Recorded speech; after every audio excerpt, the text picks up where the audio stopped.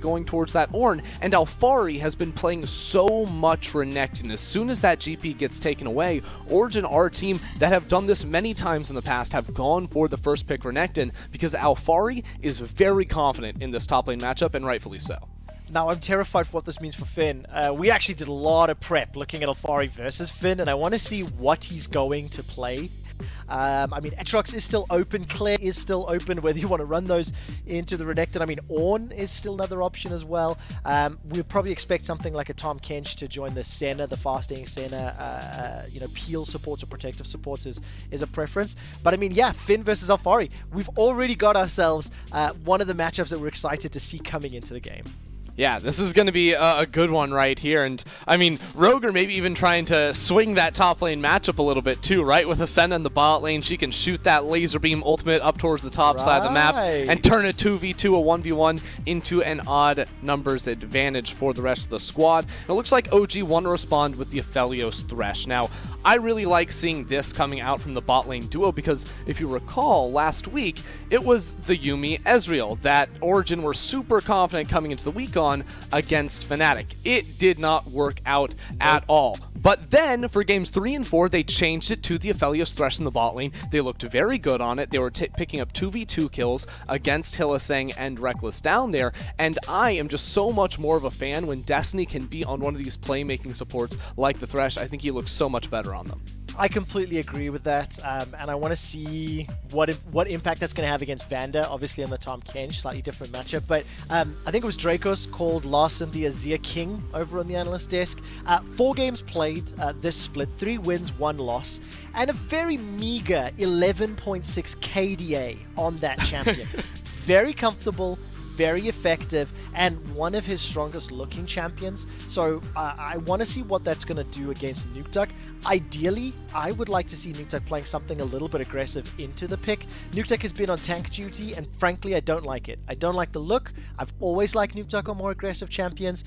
I'm hoping to see that come back, but I also understand you do have to play those team champions, and in the past, when Xerxe has had the AP damage junglers, well, you need that tank somewhere, and Nukeduck's drawn that short straw. Right, it's an interesting conversation, right? Because, you know, Nukeduck has looked good at times on these tank mid laners. You know, Ornn was his most played throughout the regular season, but then it gets really exposed against mid laners that love to roam. I would say going into this series, it can change heavily whether or not I'm a fan of a tank in the mid lane, depending on what Larssen is locking in. Because we've seen Larssen on the Azir, very lane dominant, looking to build up a massive CS lead. This guy is no slouch in the 1v1, but we've also seen the Qiyana pick that gets all around the map. So if there was a game where I would support Nukeduck going for that type of a style, it would be this one. And maybe he does go that way because with Corki and LeBlanc gone, those are 2 really solid answers into the Azir.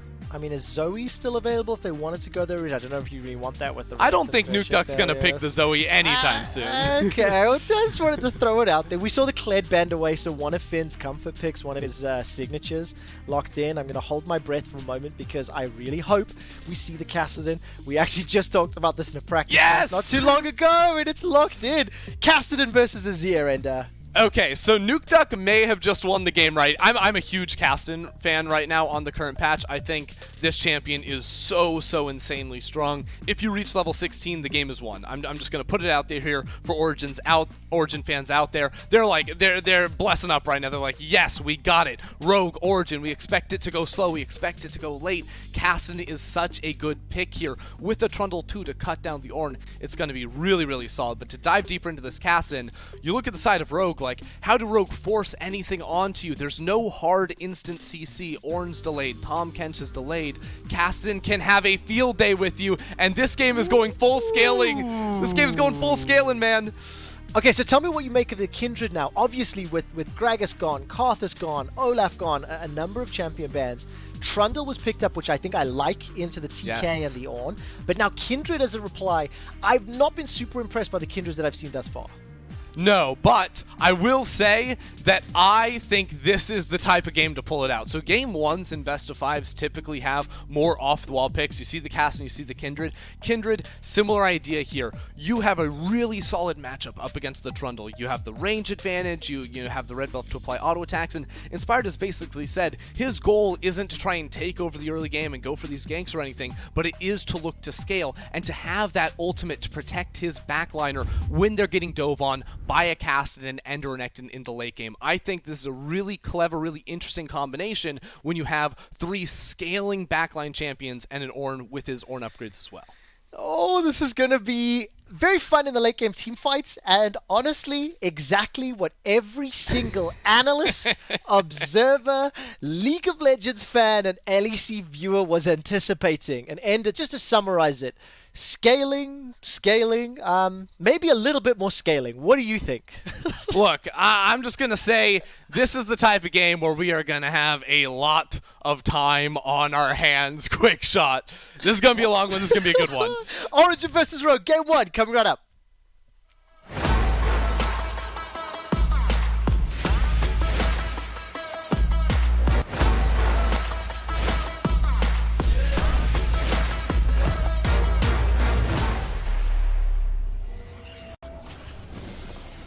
And welcome to Summoner's Rift and the first best of 5 in the second round of the LEC playoffs. It is Origen taking on Rogue, and it's Rogue that have already given themselves a little bit of shenanigans afoot. 1, 2, 3, 4, 5-man stack pushing into OG's jungle. Is this just for Vision, Ender? What do you make of it? Yeah, no, this is definitely looking for either Vision or, obviously, best case scenario, you burn a flash here. You can see Inspired even started with a sweeper himself to try and clear away any sort of level 1 ward in that bottom side of the jungle. And there's just wards all over the place. So what you're trying to do on Kindred, especially in the early game in a matchup where you can get a little bit more, pressure, especially when your mid laner is going to be able to shove in pretty reliably, is you're going to look to play for those early crabs to get your stacks. Now, with that, sweep away here, Inspired can go for the late invade towards this red buff, and I actually really like Xerxe's response on the top side of the map to go for an invade play himself, because otherwise, if Xerxe loses red buff, it's probably just going to be a double scuttle crab clear for Inspired. He'd get about a half-level lead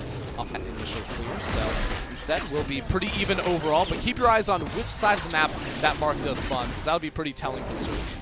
Okay, I'll keep my eyes on how many marks Inspired can actually build up for himself. This is Inspired's first Kindred of the split, and we've seen it a couple times played. I think I recall Misfits running it a moment or two, and I want to see how it's going to impact. Of course, Xerxe with a fairly early appearance here on the mid lane. Wow. A little bit of a smash and grab. The pillar comes down. Flash is available for Larssen, but it's level 1 on Kasadin as well, so I think that was more of a pressure play than anything else.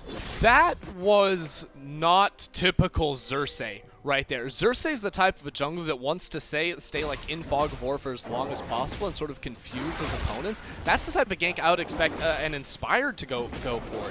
He's the guy that gets a little bit more creative with this early pass to go for level 2 type ganks here, but instead Xerxe skills Pillar for a pretty pointless gank in the mid lane. Maybe it helps Nukeduck get some minions underneath that tower, but will end up slowing down Xerxe's clear speed just a little bit. As you can see, Inspired should be ticking over to level 3 right as he finishes the wolf camp right there, and gives himself a nice little advantage inside of the jungle. So to see Xerxe go for that, now I'm maybe a little bit worried, because as I said, Larssen should have prio coming through middle lane, so he should just be camping inside a river after the spot side gank to see when he can get that mark. But I do like this move from him as well. They can make it work.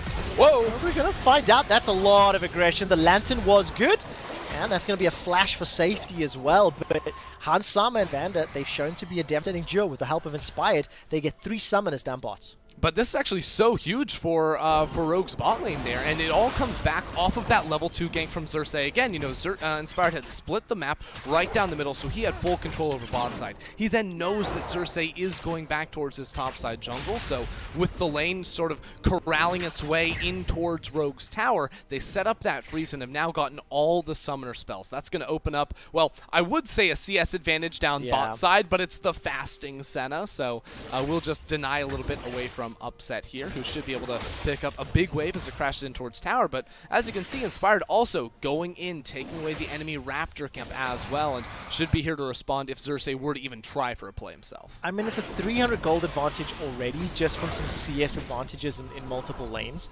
I want to see whether or not Upset and Destiny can be taken care of again without those summoner spells, with the flashes being down. Hans Summer, Vander, Inspired, they can definitely set up more plays, especially once Inspired's able to get to level 6, manage to use that Lamb's Respite, work with that tool. But we haven't taken a look at the top lane at all. This Renekton from Alphari, at plus 12 CS, Finn's got a wave to play with at the moment, but this is what you'd expect in the Renekton versus Ornn matchup. Yeah, Alphari, went for the first pick Renekton, and some teams would be like, hey, how can we counter this out? Rogue are like, okay, Finn, get on some engage. You're going to provide a whole lot for our team. And I think that's actually kind of the right approach in a game like this, where you know it's going to be scaling a little bit later, is you don't need to play for lane. And that's where this matchup becomes really interesting to me, right? Because you look at it. Now, Fari's the type of the player that he's going to win every lane by 10 plus CS. He's doing it right now up against Finn. That's expected. That's the norm for Alphari, whereas Finn, even though, he is one of the stars on this Rogue roster, has never been about dominating lane. It's about how he can transition his advantages towards the rest of the map. So right now, Rogue is sinking so much into this bottom lane, and they have a TP from Finn as well. That TP advantage could mean he gets bot lane soon. Yeah, let's take a look, see what happens. Whether or not Finn can come down. Xerxe is going to be They have a good ward lane. to TP to, actually, underneath Upset right now. Oh, Inspired is going to be the first one to spot out Xerxe. This is a 3-on-3. Remember, no flashes. Death Sentence will find a target. It's onto Hans Summer. The Devour buys enough time. Here comes Finn. He's jumped in with the teleport. Now Xerxe's running for his life. Hans Summer pushes forward. A 2-man knockup. That was so well played from Rogue. Finn has not got the damage just yet. Destiny will finally go down. First blood to Rogue and Hans Summer. Really nice play there from Rogue. You can see Finn the whole time was trying to get his recall off to come in the TP. He said, screw it, I'm coming down here anyways. Origen thought they had the advantage. Destiny did land a sweet hook, but it's the TP mismatch that is going to decide those types of plays, and it's Finn who gets down in the bottom lane and gets Hans Summer ahead again for yet another time this season. Oh, so nicely done. The kill going to Hans Summer. Not done yet. Finn, oh, no. God. Remember, no flash for Upset. Diving under the tower. The second kill of the game. The Dragon and a plate to boot. Rogue in the lead. Can I just say our timing could not have been better? It's like Finn, he doesn't play for lane. He wants to get down bot side, and he gets 2 kills right there in 2 ganks. You see this play one more time. With Xerxe down here, OG, they're calling for the play, but remember, neither Destiny nor Upset have the flash. The exhaust keeps Upset close by. Finn lands a flash double knockup onto the jungler and support. And they're able to burst down Destiny. Then, with Xerxe this low, well, he's going to recall. He's going to leave the tower. Finn ticks over to level 6 and has that ultimate to make the dive happen. And after a play like that, Rogue very smartly were able to pick up the Ocean Drake. I think Inspired was taking that while the dive was happening, and have now rotated topside. So we're just a minute away from the Rift Herald spawning. This is just picture-perfect League of Legends for the first 7 minutes so far. And it is also exactly what we were expecting. And when we were prepping for this matchup, we were talking about how Finn, as you explained before, he's not somebody that tends to do particularly great in lane. When he's played Alphari, the split, Alphari stats, forward percent 56, plus 35 CSD was Alphari versus Finn the last 2 times they met, and a plus 2k gold lead. But the difference is, while Alphari can dumpster Finn in lane, Finn looks for those recall plays, those TP plays. He gets Hans Summer ahead, plays for the bottom lane.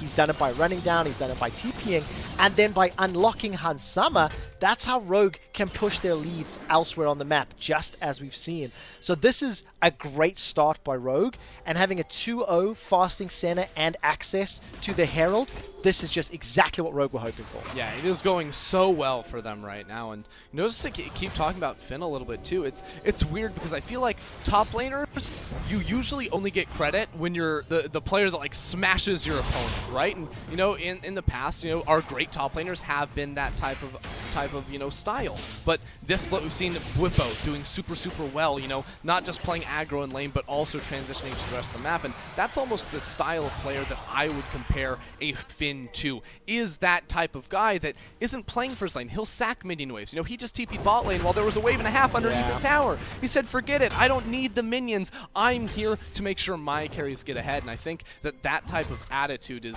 super necessary to have in your wheelhouse as a top lane.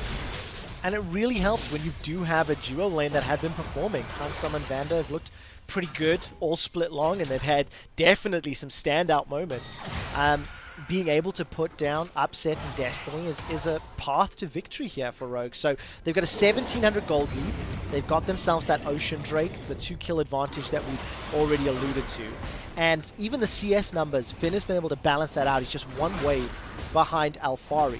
Now, the one thing that hasn't been mitigated yet, and I think it's fair and expected, 80 CS on Nukeduck's Kasadin to the 96 of Larssen. I think everyone would have anticipated that. I might even argue Nukeduck might be happy with just being two waves down at this point. He's about to hit level 9, getting closer to level 11, and this is just what Kasadin wants to do. He wants to scale up.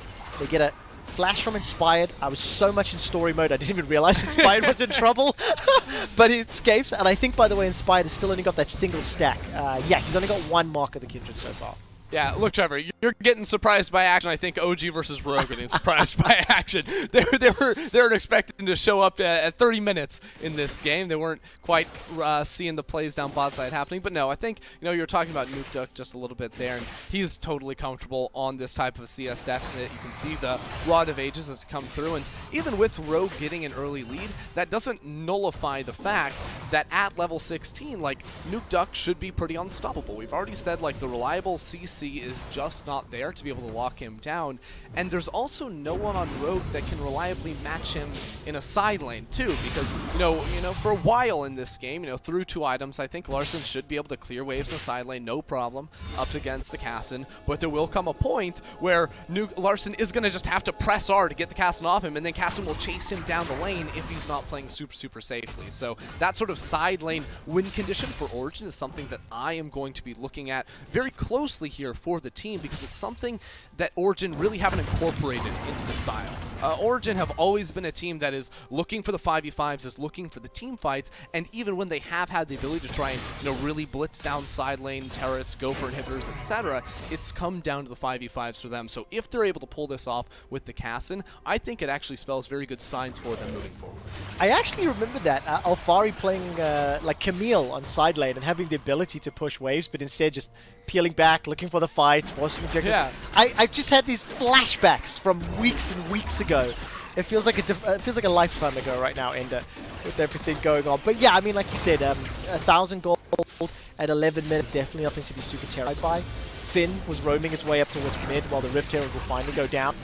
Inspired will be able to secure this one, and Upset will get some vision thanks to that turret. Looking at the mini-map, Larssen is making his way up top. I don't know if they're fancying themselves a dive, but nevertheless, pushing that vision forward.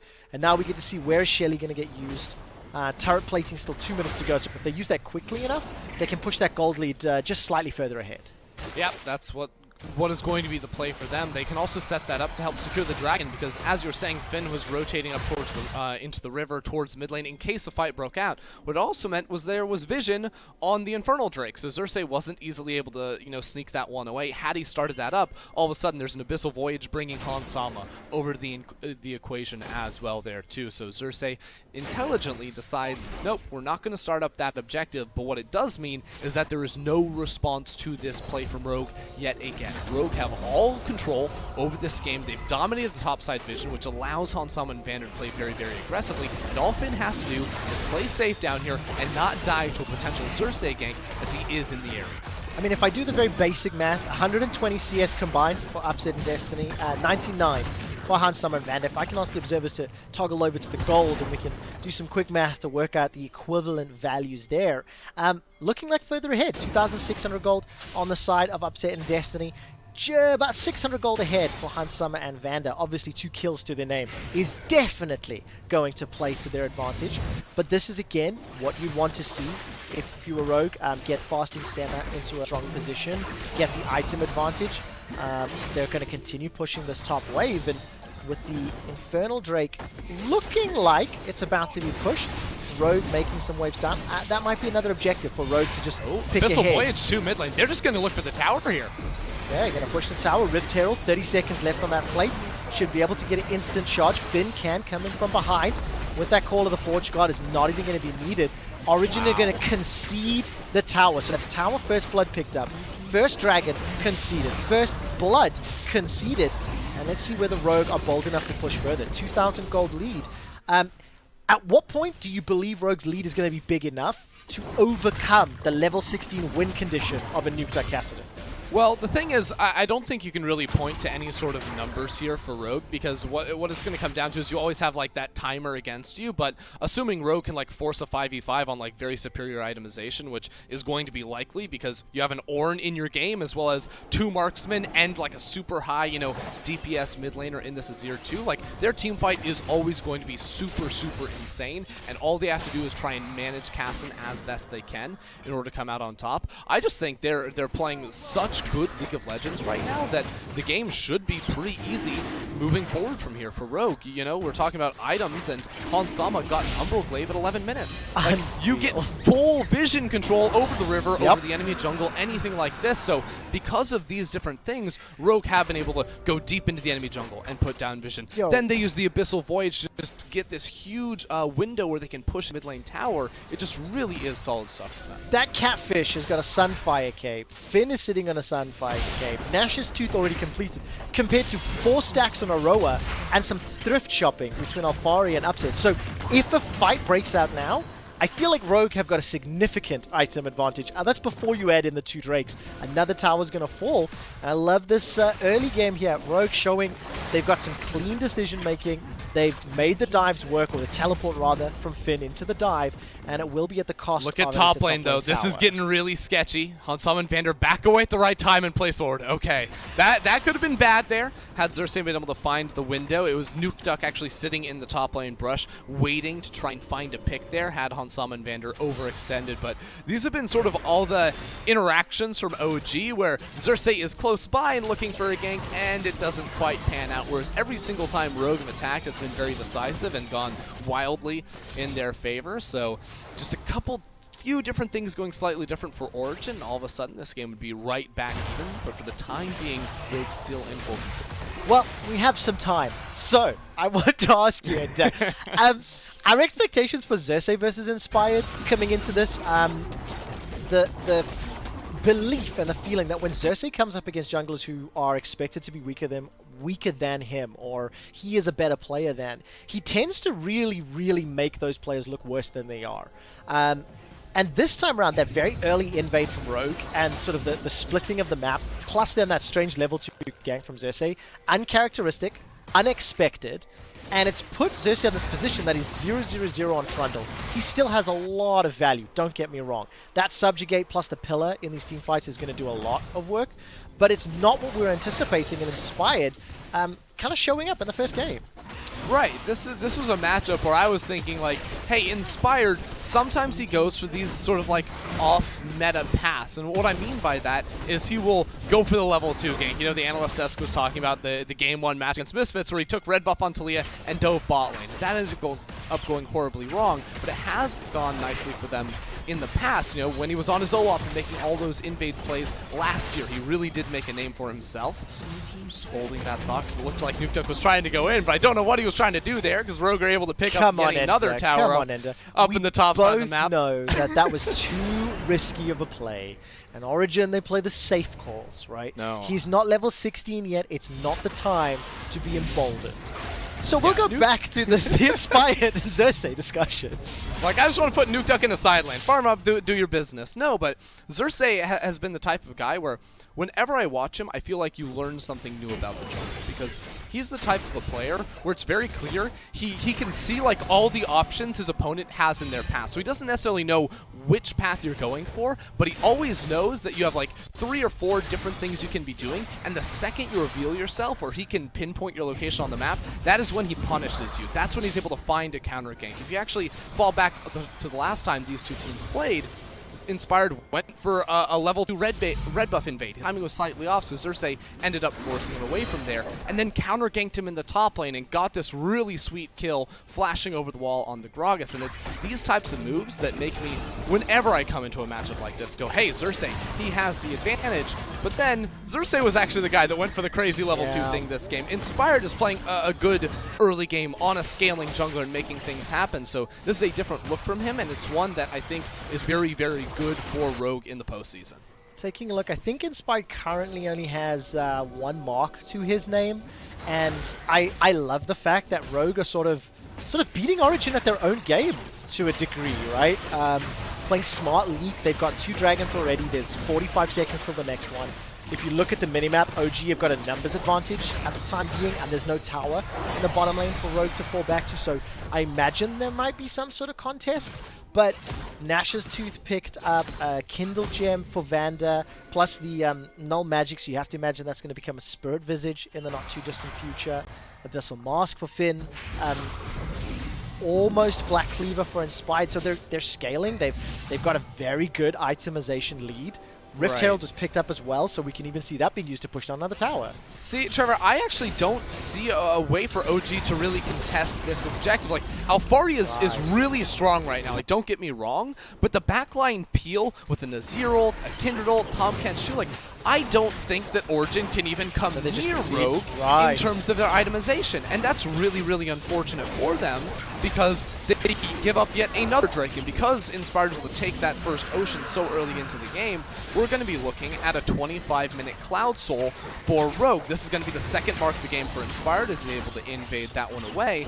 And the other thing, too, is that all the objective spawns have been desynced. You saw the Rift Herald spawned a minute before the Cloud Drake bot side. Yeah. So they get both of them, and Origen are walking around the map wondering, how do we actually farm anything? How do we do anything? Now Xerxe never gets to farm his jungle again, because Alphari is going to be taking the wolves. They should give those wolves to him, I think, at least. Xerxe should just be an ult bot at this point, but bot side Nukeduck is taking the Krugs too, so they are trying to funnel him in towards level 16, but I don't think it is going to come soon enough for the squad.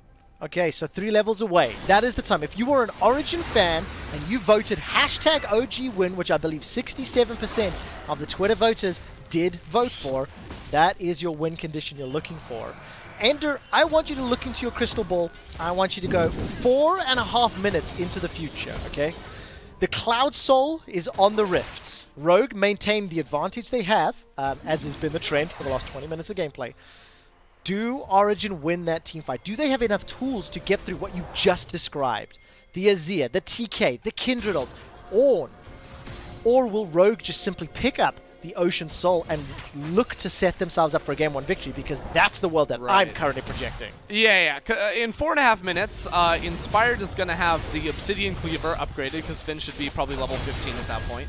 Hansama too should be able to upgrade, you know, a Yomu boost if he goes for that second. The only thing is Larssen won't be able to have an item upgraded. That's a little bit unfortunate on the Azir, but they're going to be very strong. As look at this, it's Nukeduck being pincered up here. He has all the ult stacks in the world, so he's going to be jumping away here quickly on the Kasadin, but yeah, I don't think you chase him down the whole... I was gonna say, that's awful. Like, there's not...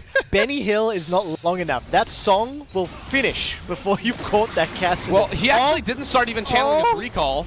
Oh my word, they may have actually caught him. I am so sorry, Nukeduck. I just cursed you. They have no CC. They have no CC. There's no way they get him. Riftwalk, Riftwalk.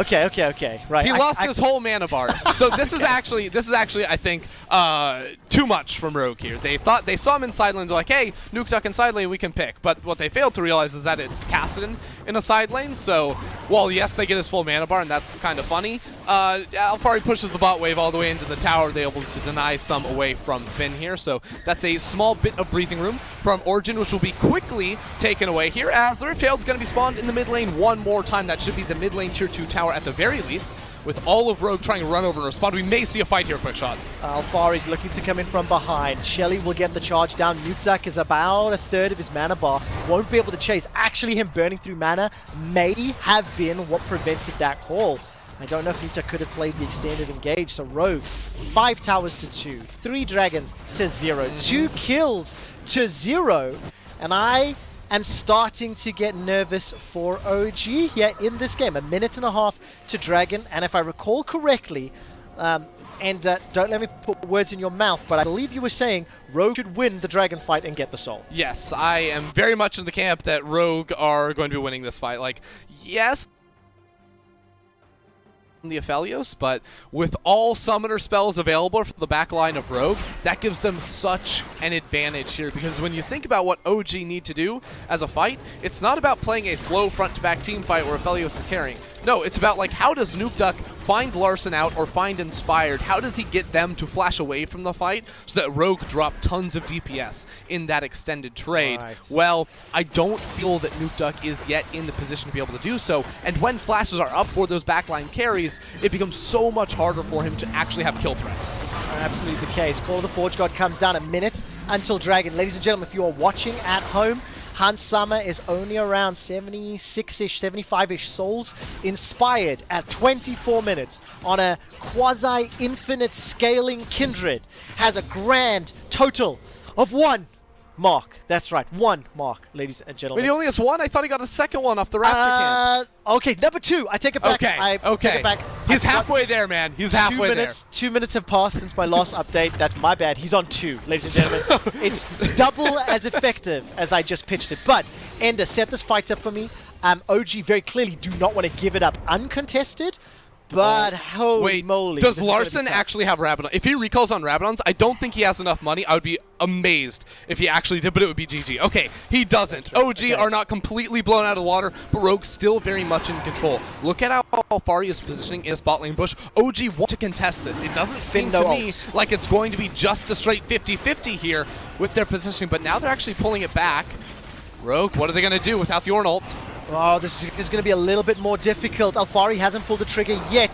Nukeduck's not there. He needs to teleport in. That's going to be crucial. The dragon's going down. The dragon's done. OG, you are at the door, but you need to go through it. You can't arrive late to a party and dance on the steps.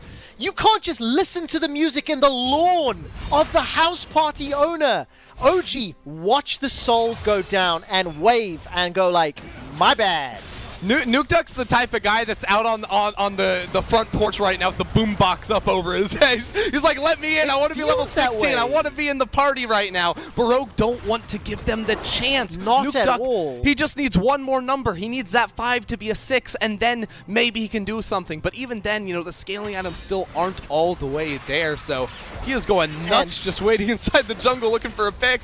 And Ender, we have to give kudos here to Rogue, right? The composition they put together is exceptionally difficult to play into.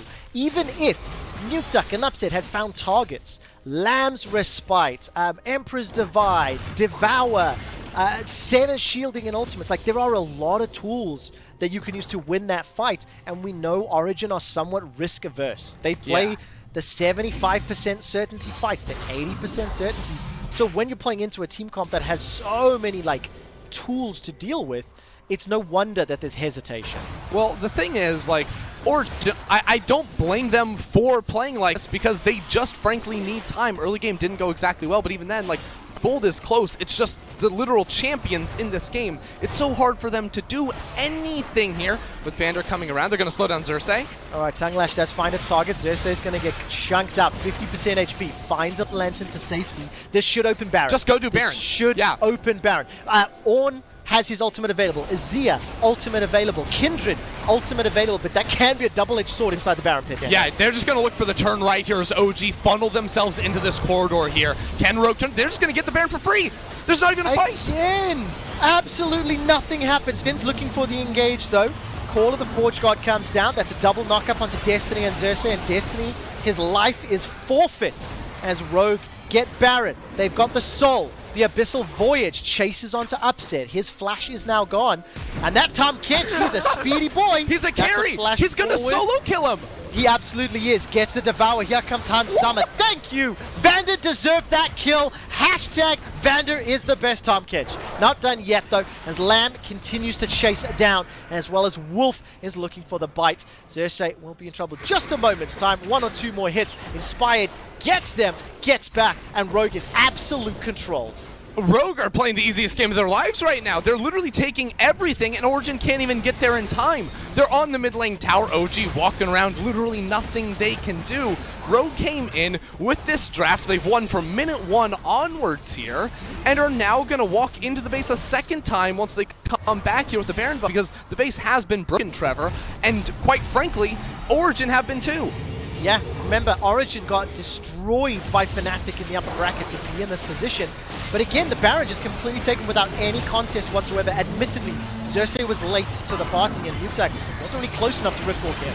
Well, it's a good call, too. Remember, that was all led by Vander, who found the flank on Xerxe initially. He's the one that slowed him down, forced him to 20% HP, then the Lantern had to come in, obviously, to drag him away. So that's why Xerxe wasn't there. But once Xerxe was zoned like that, he can't come back into the pit. With Kindred, Azir, like, those champions shred through Baron Nashor so insanely quickly that there was never going to be a chance of a steal right here. So Rogue were able to clean up the last few kills of that fight.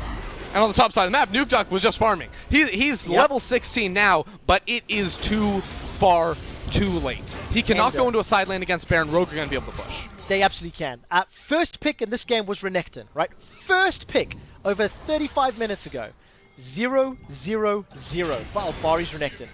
Finn, who managed to get his hands on Ornn in the second rotation, he set up a teleport double kill in the bottom lane that got Hansama 2-0. And of the team's 5 kills, Ornn has been involved in 4. Hansama Senna in 5. Vander, 100% kill participation. Finn's and Rogue's strategy from the drop, from the get-go, was to unlock bot lane and play through it, and they have excelled. They've got themselves 7 towers to 2. We're nearly 30 minutes into the game. Inspired, I'm not inspired by your mark, picked up 2. At this point, Hansama on Senna, 115 souls. And Rogue, they're looking to take down another tower. Look at the top lane. Even their waves are set up correctly. Yeah, there's a massive wave top lane. Super minions should be coming in soon towards mid. It's a little bit desynced, so Nukeduck will have time to clear this one away before returning towards bot. But it seems like, hey, Rogue going to take things a little bit slower. It's 30 minutes into the game, but in 55 seconds, we're going to have an Elder Drake. And let's be honest, Rogue have all the tools they need to be able to secure that one for themselves. You know, we were talking about that first pick Renekton a little bit, and I feel a little bad for not giving it the time of day in the draft because, hey, Alphari locks the Renekton, that's great and all. But look at what Rogue have done to it. Like, how is Renekton supposed to play in these team fights? Like, Renekton in the late game was supposed to flash onto your backliner and try to one-shot them. You can't do that against Tahm Kench, Senna, Kindred, Ultimate. Like, all these things are stopping it. The range is making it so miserable for him to ever enter a fight, so he's been relegated to farming. And now Origen are going to have to come up with a miracle even to stall out this game because Rogue have everything in their corner and now just need that one final buff to be able to slam the door in Origen's face. But, and it's a big but. Nukeduck is level 17. Lichbane completed. Fully stacked Roa. Seraph's unlocked. I mean, if Elder goes down, okay, fine, right, Rogue win. I concede that point. But maybe Nukeduck can find some sort of tool. Here we Elder's go. going to be the bait, but Xerxe is going to be needing the Lantern to get to safety. Death Sentence will catch Finn, but he's unstoppable thanks to the Bellows Breath. Nukeduck with good damage, but he gets chunked down by the Sand Soldiers. Alphari's in the backline. He goes golden. Lamb's Respite is buying something. Oh, gee, they get obliterated! Oh, the railgun from Hansama picks it up. There is a reply. Remember, Lamb's Respite was used 1-for-1. That's a catch onto Hansama. OG with the first kill of the game at 31 minutes. There's a 2v3. That's another. Nukeduck's back in it. I called it. There was a problem to deal with, but here comes Larssen. The Emperor's Divide goes way the wrong way. He was trying to find a target, didn't manage to do it. Now that Finn has arrived, Larssen and Vander are looking to do a little bit more, and they can't find the DPS yet. Nukeduck needs to find a riftwalk onto a squishy. Finn is not the squishy that he is looking for, but crucially, the Elder Drake is stopped, and OG show signs of life. Oh no, is it actually happening, Trevor?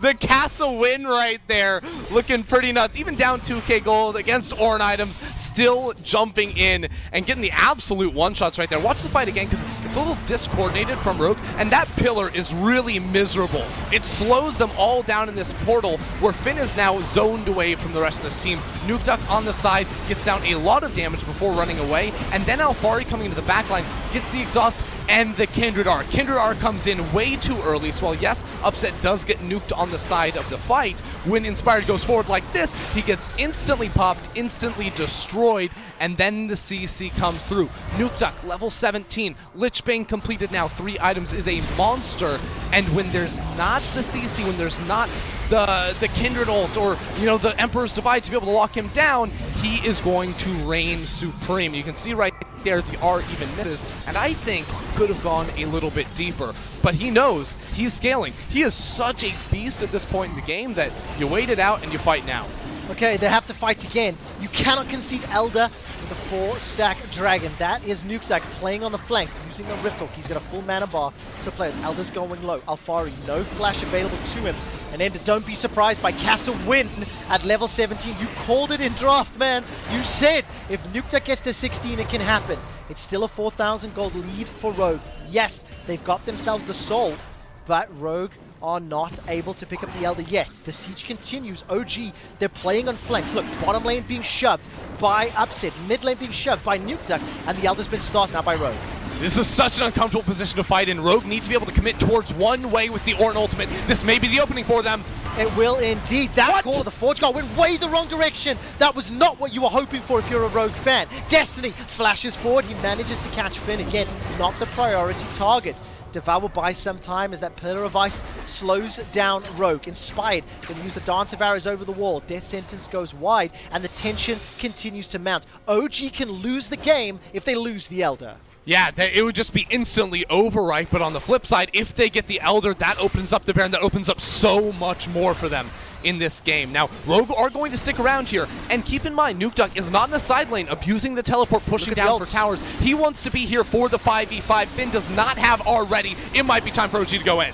It might indeed, but the rest of Rogue do. No assault, no threshold. It's taken by Inspired. Elder Dragon picked up by Rogue. Double kill onto Xerxe and Nukeduck, and the Abyssal Voyage is delivering Vander as well as Finn to the front lines. The Railgun looking for an insta-give. Compliments of Hans Sama. Vander helps set up more. 100% kill participation from the duo lane of Rogue. The game started with them getting kills. The game will end with them killing OG.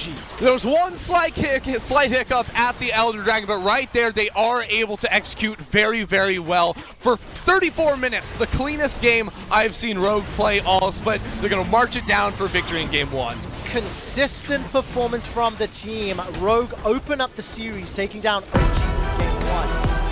And honestly, that was just impressive. From draft to Nexus, there was an answer for everything that OG was putting forward, and Rogue just come out the gate swinging. Look, Rogue just schooled Origen right there. You're talking about the draft. I think Rogue came in with a very solid plan, but then even individuals across the board, like where are these big advantages supposed to be for Origen? Like Alphari, you know, best top laner of the split up in the top side. He's supposed to be smashing Finn in top lane. Well, he won lane, but Finn TP's bot lane and gets 2 kills. Inspired, making the pathing work better than Xerxe in the early game as well, too. So I think it was not just a team game, a planning victory for Rogue. It was also on the individual level, and that needs to see some big changes for Origen going into Game 2. And analysts, I thought it was OG versus mini OG. The younger brother came out to take down the older one after the break. The analysts will tell you exactly how Rogue did that. Don't forget that tomorrow, Battle for the Ages as the Rookies of Mad Lions will look